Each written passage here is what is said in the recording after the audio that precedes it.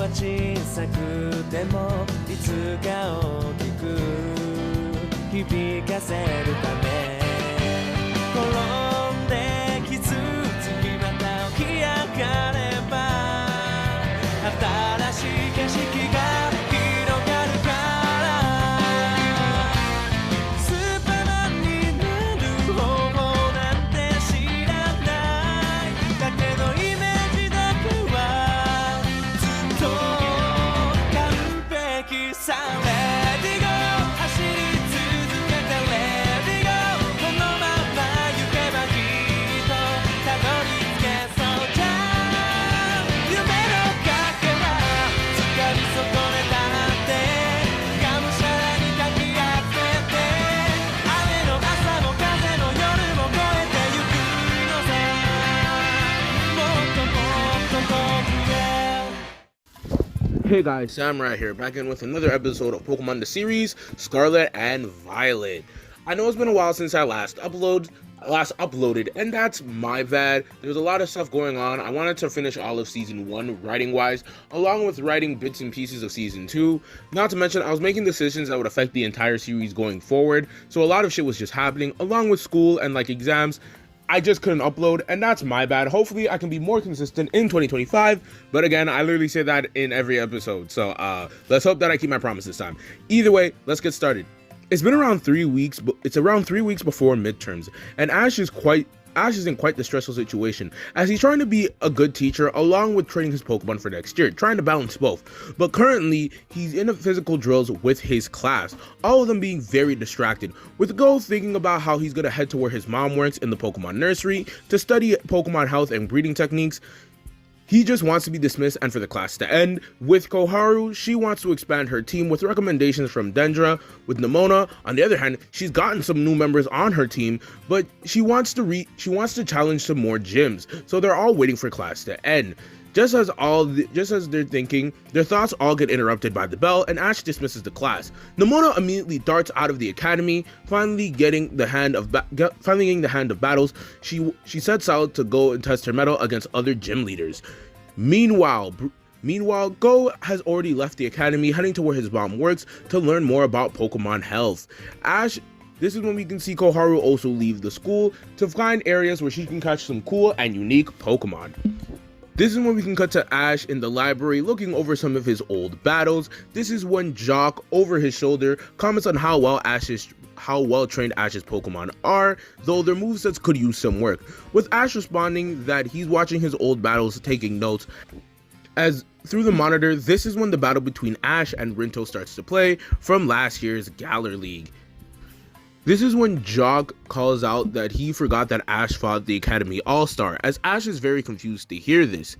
This is when Jock explains that Rinto used to be a student at the Academy, and he explains that when he was a senior, that's when Rinto came as a freshman, who got great grades and dominated the gym challenge. Thus, he got the nickname the Academy All-Star. He and another student were intense rivals. However, the league incident causing the All-Star to run away, this caused his rival to not really be interested in battling in the academy anymore, and he took an internship somewhere else. However, Ash is curious about this other student who rivaled Rinto. Jock said that the boy ended up taking on an apprenticeship somewhere else. He was number one until Quillian came along, but Quillian never challenged him in the same way that the All-Star did, so he eventually fell to the wayside and doesn't consider himself a ranked trainer anymore. This is when Ash is disappointed, hoping that the student would still be here. This is when Jock says that he has to go make a call, but he gives Ash his regards, and Ash goes back to watching his old battles, taking notes once again. This is when we can cut to Koharu, who's on the outskirts of the North Province. This is right beside a Team Star base. However, while she's looking for some Pokemon, this is when we can see a Pokemon getting kicked out of the Star base.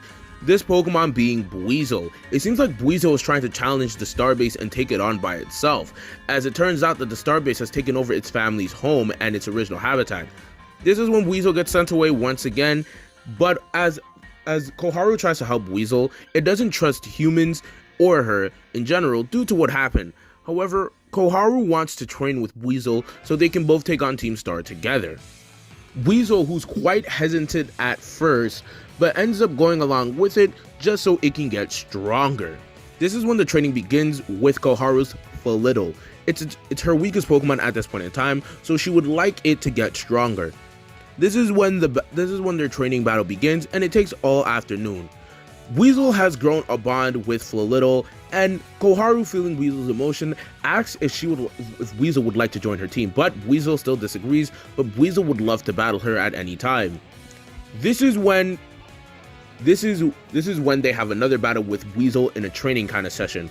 The battle is kind of intense, somewhat for a training battle, but in the dust, this is when we can see that in this battle, Flittle actually evolves into Esperanza. Using the new move Psychic, it ends up blowing the opponents away, this opponent being Weasel in this case, and Koharu is amazed with its new strength, and Weasel, who now has a newfound respect for Koharu, but he still leaves to go and train and get stronger, but Weasel does promise to join them when they go fight this Team Starbase, with Koharu smiling, hoping that Weasel can someday join her team. This is when Goh has finally made it to the nursery, as he helps his mom take care of the Pokemon there, along with the Pokemon eggs. As he's spending the day there, this is when Team Rocket ends up striking. They send out their Pokemon, and Goh sends out his own Pokemon into the ensuing battle. In this battle, this is when a double evolution happens in this episode, with his Wooper evolving into Clodsire, as Goh sends Team Rocket out of there, and this is when Goh's mom thinks that he's worthy of an early birthday present. This is when she gives him a Pokemon egg, with Goh excited to see what the Pokemon egg turns into and what it will be. Nomona is currently seen fighting Iono, and she's on her stream and she's actually doing pretty well. Her battling spirit is relentless in this case, and Iono rewards her, saying that she was very fun to battle, but this is when Iono sends out her last Pokemon, being her Bellibolt. Bellibolt and Quaxly have an amazing battle, but Quaxly is a water type here, so Quaxly does end up losing, but Iono still says that Nomona did a great job. Despite the fact that Nomona had a relentless battling spirit, Iono still won the battle 2-0. Though she does encourage Nomona to try and challenge her again, with Nomona agreeing to this. This is when it's around the evening time, and Ash is seen finishing up his note-taking, petting Pikachu, and starting to leave the building. This is when Jock calls out to Ash, telling him to come to the gym, with Ash obliging. As Ash makes it to the gym, he ends up meeting, well, not the gym, the battlefield, but you get what I mean. He ends up meeting up with another trainer who's around his age. This trainer's name is Grusha. He came to the academy for his assessment.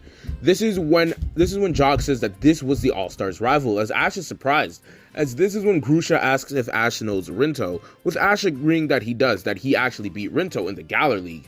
This is when it takes Grusha a minute to realize that this is Ash, the guy who tied in the Galar League. After he tells Ash this, Ash does make an annoyed expression, saying that he's also the Alola champion, but Grusha responds with a "what's an Alola," as it's not a very well-known region outside of the people who really know it.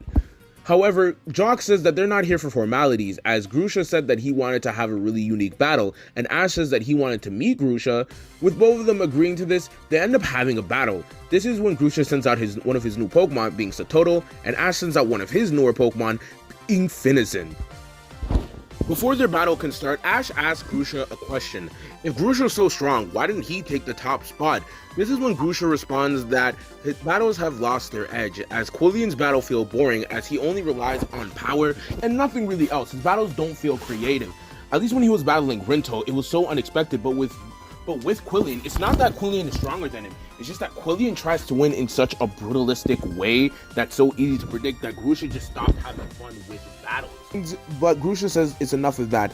Ash somewhat agrees, but he says for Grusha to prepare himself, as no one likes to battle as much as him, calling out his Finizen. With Grusha matching this energy, he says he'll see what Ash got, but he won't take it easy on anyone, and tells Satoto to go in there.